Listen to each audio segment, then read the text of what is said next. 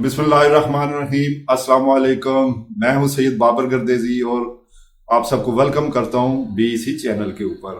आज का हमारा डिस्कशन का टॉपिक जो है वो KSE 100 इंडेक्स, इसकी कंपोजिशन के हवाले से देखेंगे। तो सबसे पहले हम ये देखेंगे कि ये क्यों हमारे लिए बीईसी चैनल के ऊपर इसको डिस्कस करना क्यों जरूरी है। फाइनेंशियल स्टेटमेंट के स्टूडेंट की हैसियत से हम हमारे सब्जेक्ट के अंदर शेयर्स की सेल और परचेज के हवाले से आता है, यानी हमारी लॉन्ग टर्म सिक्योरिटीज जो है उनकी सेलिंग और परचेजिंग हम देखते हैं कि उनकी वैल्यूएशन, ये एक इंपॉर्टेंट टॉपिक होता है। तो ऐसी मार्केट को जहां पे आपकी लॉन्ग टर्म सिक्योरिटीज की सेलिंग और परचेजिंग होती है उसको हम कैपिटल मार्केट कहते हैं। कैपिटल मार्केट में एक इंपॉर्टेंट आपकी स्टॉक एक्सचेंजेस होती हैं। तो आज हम अपने पाकिस्तान में देखते हैं कि हमारे 100 इंडेक्स जो है, ये नाम आपने बहुत दफा सुना होगा, डेली आप न्यूज के अंदर भी देख रहे होते हैं। और बिजनेस तबका और फाइनेंस के स्टूडेंट जो है वो शेयर्स के साथ बड़ी उनकी एक दिलचस्पी होती है, आप लोग उसके ऊपर आपकी नजर होती है। तो हम न्यूज में भी देख रहे होते हैं कि जब हमें इकोनॉमिक कंडीशन के हवाले से, मुल्क की इकोनॉमिक कंडीशन समझानी होती है, तो हमें ये बताया जाता है कि आपका 100 इंडेक्स इस हद तक इंक्रीज कर गया है, ये बेहतरी है, इस हद तक डिक्रीज कर गया है, तो ये आपकी इकोनॉमी जो है वो नीचे आ रही है। सबको समझना बड़ा जरूरी है कि 100 इंडेक्स बेसिकली है क्या। तो KSE 100 इंडेक्स जो है ये इंट्रोड्यूस करवाया गया था 1 नवंबर 1991 को, और 1994 को इसको रिकम्पोजिट किया गया ऑन एनुअल बेसिस के ऊपर। इंडेक्स बेसिकली हम कहते हैं कि ये एक बेंचमार्क है जिससे आपकी शेयर की परफॉर्मेंस ओवर टाइम पीरियड हम उसको मेजर करते हैं। शेयर की परफॉर्मेंस की मेजरमेंट के लिए एक बेंचमार्क के तौर पे इंडेक्स यूज किया जाता है। अब हम ये देखेंगे कि 100 इंडेक्स बेसिकली क्या है। 100 इंडेक्स जो है आपका KSE 100 इंडेक्स जिसे कहते हैं, इसकी कंपोजिशन बेसिकली 100 कंपनीज होती हैं इसके अंदर, जिनके शेयर्स की सेलिंग और परचेजिंग, और उस पे हम देख रहे होते हैं कि इनकी टोटल वैल्यूएशन, टोटल कैपिटलाइजेशन कितनी है। अब ये 100 कंपनीज कौन सी हैं? इनमें से 34 कंपनीज ऐसी हैं कि वो रिप्रेजेंट करती हैं आपके 34 सेक्टर को, यानी आपके जितने भी कंट्री के अंदर सेक्टर हैं, जिस तरह के आपका मैन्युफैक्चरिंग सेक्टर है, आपकी बैंकिंग सेक्टर है, आपका ऑटोमोबाइल का है, एसेसरीज का है, आपकी टेक्सटाइल है, आपकी ऑटोमोबाइल एंड एसेसरीज है। तो इस तरह के 34 सेक्टर्स हैं। तो हर सेक्टर की जो टॉप की कंपनी होगी और जिसकी अपने सेक्टर के अंदर जिसकी टोटल कैपिटलाइजेशन जो है वो मोर देन 10% होगी, तो उस सेक्टर में से उस कंपनी को चूज किया जाता है।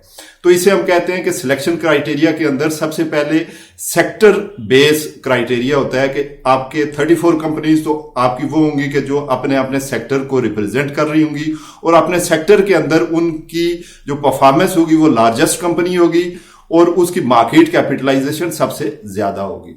रिमेनिंग 66 कंपनीज जो है इन 34 को छोड़ के बाकी हम फिर देखते हैं, उसको हम कहते हैं कि selection on the base of capitalisation. तो उसके बाद जो बाकी मानदा कंपनीज हैं उनकी फिर हम कैटेगरी करते हैं, उनमें से देखते हैं कि उनकी कैपिटल वाइज मार्केट कैपिटलाइजेशन कितनी है। मार्केट कैपिटलाइजेशन का मतलब ये होता है कि नंबर ऑफ शेयर और करंट वैल्यू जो है इसको आप मल्टीप्लाई जब करते हैं तो वो किसी भी कंपनी की कैपिटलाइजेशन निकल आती है। तो हम देखेंगे कि बाकी 66 जो कंपनीज है वो फिर डिसेंडिंग ऑर्डर के अंदर फिर हम उनको पिकअप करते हैं, और टोटल आपकी 100 जो कंपनीज हैं और 100 इंडेक्स, ये बेसिकली आपका मोर देन 80% टोटल आपकी मार्केट कैपिटलाइजेशन, ओवरऑल इकोनॉमी की कैपिटलाइजेशन को ये रिप्रेजेंट कर रहा होता है।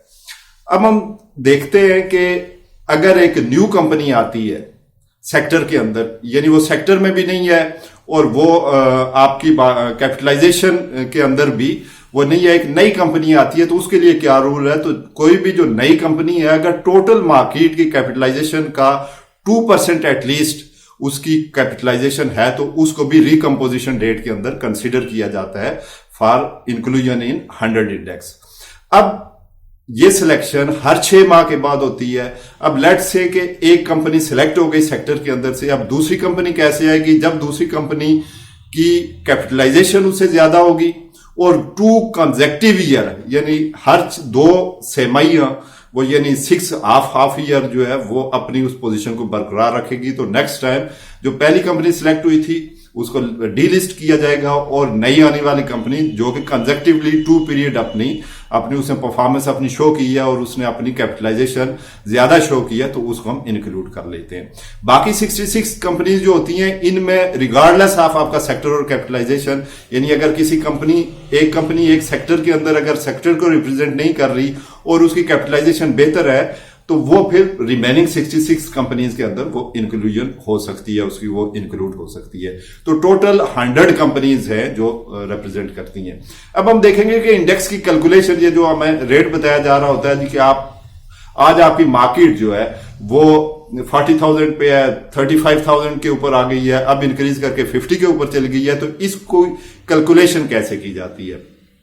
इसकी कैलकुलेशन का बहुत आसान सा तरीका मैं आपको एक एग्जांपल के जरिए समझाता हूं। लेट्स से कि हमारी 3 कंपनीज हैं ए, बी और सी, और हम उनकी कैलकुलेशन करना चाह रहे हैं, एक इंडेक्स फॉर्मुलेट कर रहे हैं। तो कंपनी ए जो है उसके 100 शेयर हैं, कंपनी बी के 110 है और कंपनी सी के 120 है। अब कंपनी ए के शेयर की प्राइस जो है वो 1000 है, कंपनी बी की 1200 है और कंपनी सी की 1400 है। तो जब हमारे number of share multiply by price करेंगे तो टोटल ये वैल्यूएशन ए, बी, सी की हमारी टोटल वैल्यूएशन जो निकल आएगी वो 4 लाख रुपया निकल आएगा कि इन कंपनीज की टोटल कैपिटलाइजेशन 4 लाख है। इसको हम कहते हैं टोटल मार्केट कैपिटलाइजेशन। अब हमारे पास जो डिवाइजर है जिसे हम बेस पीरियड के लिए हम यूज करते हैं, यानी स्टैंडर्ड जो है जहां से आपका शेयर स्टार्ट होता है वो 1000 है। 1000 से पाकिस्तान में KSE 100 इंडेक्स का जो बेस आपका डिवाइजर है वो 1000 है। तो अब हम देखेंगे कि इनकी अगर कैलकुलेशन हम करते हैं तो लेट्स से कि हमारे जो शेयर की वैल्यू है वो 1000 बेस पीरियड के लिए या आपके स्टार्टिंग डे के लिए 1000 है। अब नेक्स्ट डे जब सेलिंग और परचेजिंग होती है तो कंपनी ए का जो शेयर्स है वो 100 से 110 पे चला जाता है, कंपनी बी का शेयर 120 था वहां से 130 के ऊपर चला जाता है, और जो 130 का था वो 140 के ऊपर या 150 के ऊपर चला जाता है। नेक्स्ट हम कंपोजिशन करते हैं तो हमारी टोटल मार्केट कैपिटलाइजेशन 5 लाख के ऊपर पहुंच जाती है। अब हम देखेंगे कि हमने इसको शेयर अपने की वैल्यू कैसे निकालनी है। तो नई जो सेकंड डे की हमारी कैलकुलेशन होगी तो वो टोटल जो आपके नंबर ऑफ शेयर और उनकी प्राइसेस होंगी उनको मल्टीप्लाई हम करेंगे तो वो हमारी लेट से वैल्यू 5 लाख रुपया निकल आती है। बेस ईयर की 4 लाख थी total market capitalization, next year की 5 लाख है, तो 5 लाख डिवाइडेड बाई 4 लाख करेंगे हम, मल्टीप्लाई बाई 1000, तो ये लेट से ये आपकी 1100 आपकी मार्केट वैल्यू निकल आती है शेयर्स की। तो हम कहेंगे कि कल क्योंकि मार्केट का हमारा शेयर की वैल्यू 1000 थी, आज उसमें इंक्रीज हुई है और कैपिटलाइजेशन आपकी इंक्रीज कर गई है। कैपिटलाइजेशन के इंक्रीज की वजह से आपके शेयर की प्राइस इंक्रीज होकर 1100 पे चली जाती है। तो ये हमारी कंपोजिशन होती है बेसिकली KSE 100 इंडेक्स की, कि जिसमें हम देख रहे होते हैं, कैलकुलेशन हम कर रहे होते हैं कि हमारी जो टोटल वो 100 कंपनीज हैं उनके शेयर की सेलिंग और परचेजिंग, क्योंकि वो 100 कंपनीज आपकी ओवरऑल 80% की कैपिटलाइजेशन मार्केट कैपिटलाइजेशन को वो रिप्रेजेंट कर रही होती हैं। तो उससे हमें पता चल जाता है कि किसी भी आपके कंट्री की इकोनॉमी वो किस डायरेक्शन के ऊपर है। उम्मीद है आपको आज का लेक्चर आपके लिए फ्रूटफुल होगा और आप इसको KSE 100 इंडेक्स की कंपोजिशन को आप अंडरस्टैंड कर चुके होंगे, जो कि सेक्टर रूल बेस और कैपिटलाइजेशन रूल बेस के ऊपर है।